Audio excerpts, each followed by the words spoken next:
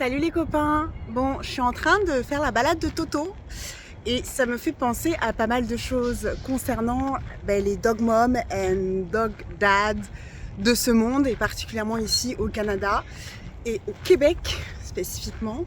C'est que c'est vraiment compliqué d'avoir des animaux honnêtement ici. C'est un full sujet en lien, en tout cas moi qui m'a touché en lien avec l'expatriation, mais même les gens qui habitent, qui sont juste québécois là. C'est vraiment une réalité, c'est super compliqué d'avoir des animaux ici. Moi, quand je suis arrivée, j'avais justement appelé la ville pour savoir si c'était ok de venir avec le chien, s'il y avait des installations qui étaient faites pour les animaux. Enfin, en fait, juste savoir dans quel contexte j'arrivais avec Thor. Et moi, je me souviendrai toujours de la personne de la mairie qui m'avait dit « Mais oui, aucun problème pour votre chien, on est vraiment dog friendly, c'est super. » Moi, je me suis dit « Ok, génial, si la ville me dit c'est dog friendly, c'est que ça doit l'être. » Pas du tout. En fait, pas du tout. C'est-à-dire que autant l'Europe, la France, on ne se dit pas dog friendly, mais on l'est. Tu peux prendre ton chien quasiment partout, hormis dans les supermarchés, mais ça, à la rigueur, je te dirais, c'est pas très grave. Mais tu peux les prendre si tu vas au resto, tu peux les prendre avec toi dans un parc, ils sont pas toujours en laisse. Enfin, il y a vraiment, honnêtement, on se pose beaucoup moins de questions. C'est juste, t'as besoin de sortir avec ton chien, juste tu sors. Ici, honnêtement, tu te poses tellement de questions. Dès que tu veux faire quelque chose, tu te demandes si tu peux y aller avec ton chien. Et oui, là, était beaucoup moins sympa là. Donc ouais, au final, c'est pas vraiment la vérité parce que la réalité, c'est qu'aujourd'hui, quand tu arrives avec ton animal au Québec, donc dans la province de Québec, il y a tellement de restrictions. Donc déjà, tu dois le déclarer, tu dois payer. Genre tous les ans, tu dois payer comme une médaille qui t'autorise le fait d'avoir un animal, en tout cas un chien. Il y a des parcs à chiens, ça c'est vrai, il y a beaucoup de parcs à chiens, mais tous les parcs à chiens ne sont pas forcément optimisés dans l'idée qu'il y a des petits chiens, il y a des gros chiens, il y a des chiots. Donc en fait, c'est souvent des environnements où tous les chiens sont mélangés. Donc honnêtement, moi je recommande pas du tout les parcs à chiens de manière générale, sauf quand on y va et que c'est que des chiens qu'on connaît, parce qu'on sait comment l'interaction dans l'idée va se passer. Mais sinon, je trouve que ça marche pas. Après, t'as plein de sentiers, t'as plein de randonnées, enfin il y a vraiment des spots hyper cool ici. Et en fait, ce qui est lunaire, c'est que tu peux pas prendre ton chien. Et en fait, tu te dis, mais attends, on est en pleine nature, et en pleine nature, je peux pas profiter d'une randonnée avec mon chien. Donc il va y avoir genre 2 sentiers sur 400 où tu peux te promener avec ton chien, et ton chien doit être en laisse. Même s'il a un bon rappel, même si ceci, même si cela. Je trouve ça juste nul, parce qu'en fait, dans un pays où les gens vivent quand même beaucoup dehors en hiver, en été, en hiver et en été d'ailleurs, là tu peux juste pas en profiter avec ton animal, donc finalement pourquoi avoir un animal?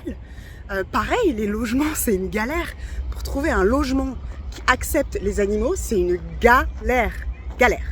Ouais, donc c'est vraiment une pure galère.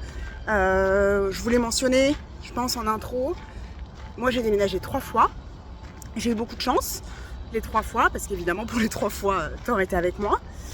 Mais c'est une galère, c'est-à-dire qu'il y a beaucoup de gens qui vont te dire, alors pour moi c'est pas une excuse, mais qui vont dire, j'ai dû... Ouais, donc des gens qui vont me dire qu'ils ont vraiment galéré à trouver un logement, qui du coup ont dû se séparer de leurs animaux, ou certains ont vécu du coup dans leur voiture, enfin... Tu sais, t'as envie de dire, so much pour une ville qui est censée être pet friendly. Donc là, ce qui est cool, c'est qu'au moment où je vous parle, il y a une loi en fait qui est passée, qui est en train de passer, qui du coup interdit aux propriétaires d'interdire les animaux chez eux. Et d'ailleurs, je vais peut-être ouvrir un débat là-dessus, mais moi je pars du principe, et c'est ce que j'ai pu constater, c'est qu'en général, en tout cas la plupart du temps, les appartements dans lesquels il y a des animaux, c'est souvent les appartements les mieux entretenus. Ouvrons le débat, mais de tout ce que j'ai pu voir à date, c'est le cas. Honnêtement, c'est assez compliqué parce qu'il faut aussi trouver donc des endroits pour les dépenser parce que, en fait, c'est ça, je vous dis, il y a quand même plein de randonnées, de trucs très très cool à faire dans la ville, mais aussi autour de la ville. Et en fait, aujourd'hui, soit tu peux pas amener ton animal, soit tu l'amènes, mais il est toujours en laisse. Et on s'entend, quand il est en laisse, tu peux pas le mettre en longe. Du coup, c'est genre, est-ce qu'il a le droit d'exister ou pas, mon chien, ou pas tant finalement? Donc honnêtement, c'est pas du tout dog friendly. Et donc, oui, tu es obligé de chercher des alternatives pour pouvoir quand même dépenser ton animal. On s'entend, je vais parler Pour beaucoup de personnes que je connais, du coup, dès que tu trouves un petit spot, tu dis ok, là je vais le lâcher, donc tu le lâches sur 20 mètres, puis après il faut le rattacher. Donc tu sais, c'est pas, je trouve, très épanouissant à la fois pour nous, mais aussi pour le chien, là, tout simplement, qui a aussi besoin de se dépenser. Donc après, évidemment, tu as des alternatives payantes, parce que tout est payant ici. Moi, Thor, on fait minimum 3 sorties dans la journée. Bon, si je voulais qu'il fasse genre de l'agility 3 fois dans la journée, ça voudrait dire qu'il faut que je paye à chaque fois. Donc on s'en sort pas en fait. C'est juste, on ne s'en sort pas. Donc ouais, honnêtement c'est compliqué. C'est que c'est un super beau pays avec des grandes étendues de verdure, de nature, mais qui sont difficilement finalement accessibles dès lors que tu as un animal. Bon après je parle que du Québec, parce que quand tu sors du Québec, c'est une toute autre mentalité concernant les animaux, donc ça c'est vraiment très cool. Puis après tu as aussi la bouffe. Parce que la chance que j'avais, c'est que quand j'étais en France, on prenait une voiture chez Dog Chef quand il était petit. Et en fait, c'était génial parce que lui, ça l'a vraiment aidé dans sa croissance. Ça l'a aidé aussi au niveau de son pelage. Enfin, c'est vraiment trop bien. J'ai essayé de retrouver ça quand je suis arrivée ici. J'ai rien trouvé d'équivalent. Et les choses qui s'en rapprochaient un petit peu, c'était plutôt à base de viande, mais il n'y avait pas forcément des légumes ou des choses comme ça. Et le prix, je pense qu'il aurait fallu que je mette le prix de mon loyer dans sa nourriture pour 2 semaines. Donc peut-être ça marche pas en fait. Donc du coup tu te retrouves à donner une alimentation sèche, donc des croquettes. Et là commence la galère. Ouais, et là commence la galère parce que honnêtement, je pense que moi il m'a fallu facile genre 9 mois pour trouver une alimentation qui convenait plus ou moins à Thor, sachant que c'est un staffy. Donc ça reste des estomacs assez fragiles. Et ça se voit très vite au niveau de leur pelage. Donc au niveau de leur poil, je sais pas pourquoi je dis pelage, en tout cas au niveau de leur poil, quand ça marche pas, ou son ventre était irrité, ses selles étaient horribles, honnêtement ça a été super compliqué. Donc c'est pas forcément dû au pays en tant que tel, c'est juste dû au fait que s'expatrier avec un animal, c'est aussi challengeant parce que lui aussi, il doit recréer des nouvelles habitudes.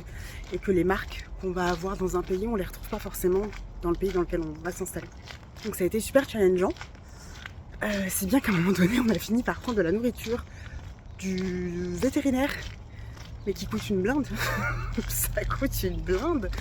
Donc là, récemment, j'ai essayé de trouver des alternatives, parce que c'est sûr que la nourriture de vet, c'était parfait, hein, ses selles étaient parfaites, digestion parfaite, etc. Mais mon portefeuille, il s'est percé un petit peu trop rapidement. Là, on a trouvé une alternative qui fonctionne dans l'idée, mais à terme, là, c'est de lui faire sa nourriture. Donc de le faire un peu en batch cooking comme je peux le faire pour moi en tant qu'humain là. Et donc lui de lui faire du batch cooking avec de la nourriture d'humain. Donc je suis en train de tester des recettes pour m'assurer du coup qu'il y ait suffisamment d'apport dedans. Donc moi je teste les recettes du goût et puis après je les fais valider par un vet pour m'assurer que ce que je lui donne ne va pas le pénaliser. Donc oui, s'expatrier c'est tout un challenge et puis s'expatrier avec un animal, c'est tout un autre challenge et c'est vraiment à prendre en considération. Donc, même se renseigner un maximum sur les marques d'alimentation qui sont présentes sur place, c'est cool parce que ça donne aussi une idée de est-ce que je vais retrouver des équivalents nutritionnels pour ton animal. Puis est-ce qu'il y a un vet parce que ça aussi c'est un vrai sujet. Je pense que si tu as regardé la vidéo des 10 000 $, tu comprendras pourquoi avoir un bon vétérinaire est absolument essentiel. Ça va te faire gagner du temps et aussi sauver beaucoup d'argent. Donc je t'invite à te renseigner vraiment très fort là-dessus. Oui, et du coup je disais, je t'invite aussi à regarder ce qu'il y a autour de chez toi. Est-ce qu'il y a, comme on le disait, est-ce qu'il y a un vétérinaire? Est-ce qu'il y a un parc à chiens? Est-ce qu'il y a une forêt? Est-ce qu'il y a des spots en fait où tu vas pouvoir aller aussi avec ton chien? Moi je sais qu'avec Thor on a de la chance, effectivement on a comme 2 parcs à chiens à proximité qui sont assez cool, dont un qui est littéralement en bas de chez nous. On a un vétérinaire qui est en bas de chez nous et plusieurs aux alentours. On a le lac, on a un canal, donc on a des spots très cool où quand on a besoin de sortir et dépendamment du temps, parce que quand il fait super chaud, c'est quand même chouette de se dire qu'on a un point d'eau parce qu'il va avoir soif rapidement. Donc même si on a de l'eau, c'est aussi rafraîchissant qu'il puisse aller se baigner, etc. Et puis c'est aussi cool parce que le parc à chiens est souvent un indicateur à savoir est-ce qu'il y a d'autres chiens dans le quartier. Et ça, c'est chouette parce que moi, dans le quartier dans lequel j'habite, c'est vraiment un bonheur parce qu'il y a des chiens, je sais pas, il doit y avoir 10 chiens au mètre carré là. Donc c'est cool parce qu'il y en a pour tous les goûts, pour tous les caractères. Donc Thor, il a ses meilleurs amis, il a son amoureuse, il a ses potes. Il a quand même plus une gang, comme ils disent ici, de filles que de gars. Mais en tout cas, c'est chouette parce que, ben, en fait, il y a une vraie communauté canine. Donc, c'est des moments aussi partagés très sympathiques. C'est aussi le chien, je pense que c'est un peu comme les enfants, dans le sens où socialement, ça permet de créer des liens super rapidement. Le fait d'avoir un animal, il y a, je sais pas, il y a une barrière qui saute. Les gens se sentent beaucoup plus à l'aise de te poser des questions, de savoir qui tu es, où est-ce que tu habites.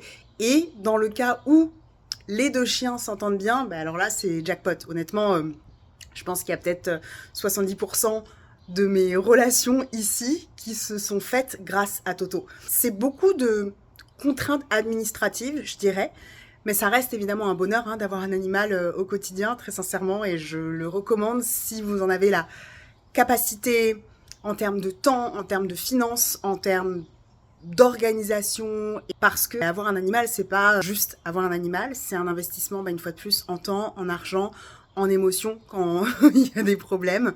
C'est une organisation aussi qui est différente. Moi qui avais l'habitude d'être très spontanée, du style si on allait à Barcelone demain, let's go, let's go. Là, ça demande un peu plus d'organisation, voire beaucoup plus d'organisation parce que tu veux pas le laisser à n'importe qui. 2, il faut trouver quelqu'un qui va être disponible pour le garder au moment où toi t'en as besoin. Et puis la majorité du temps, pour ma part, c'est des personnes qui ont aussi des animaux, donc il faut juste s'assurer que ça fit bien avec Thor, etc. Donc il y a de la spontanéité, mais elle est un peu moins prononcée que ce qu'elle a pu être. Donc ça, c'est vraiment un facteur à prendre en compte. Et puis, moi, Thor, je refuse de le laisser à la maison seul pendant des heures et des heures. En fait, ça, c'est un truc avec lequel je suis pas du tout à l'aise, parce que je pars du principe que si j'ai pris un chien, c'est pour passer un maximum de temps avec lui. La chance que j'ai, c'est que les différents jobs que j'ai pu faire ici étaient très pet-friendly, pour le coup. Donc, je pouvais vraiment aller au bureau les jours où je devais aller au bureau avec Thor. Donc ça, c'est chouette. Et ça me fait penser à un autre point, c'est les transports en commun, guys. C'est que nous, quand on est arrivé donc en 2023, c'était expérimental. C'est-à-dire que je crois qu'avant, on n'avait vraiment pas le droit aux animaux dans les métros, ni dans les bus. Les bus, c'est toujours interdit, sauf pour les chiens de support. Mais en fait, je pense qu'on est là-dessus arrivé au bon moment, parce que sinon, ça veut dire que en fait, ton animal, tu peux que le déplacer en voiture ou à pied. Donc, c'est plein de petites choses comme ça où tu dis, moi, le côté dog-friendly, pet-friendly, pas vraiment. Parce qu'on se rappelle, c'est hyper compliqué pour se loger. C'est compliqué pour se déplacer avec eux si t'as pas de voiture. La nourriture, c'est hors de prix. Et ça n'engage que moi, c'est pas non plus hyper qualitatif. Les soins vétérinaires, c'est lunaire. Et là, une fois de plus, je vous invite à aller regarder la vidéo des 10 000 $ parce que honnêtement, voilà, ça part très vite. Et vous allez me dire, il y a des assurances, etc. Mais ça n'a strictement rien à voir avec les assurances que moi, j'ai pu connaître quand j'étais en France. Parenthèse refermée.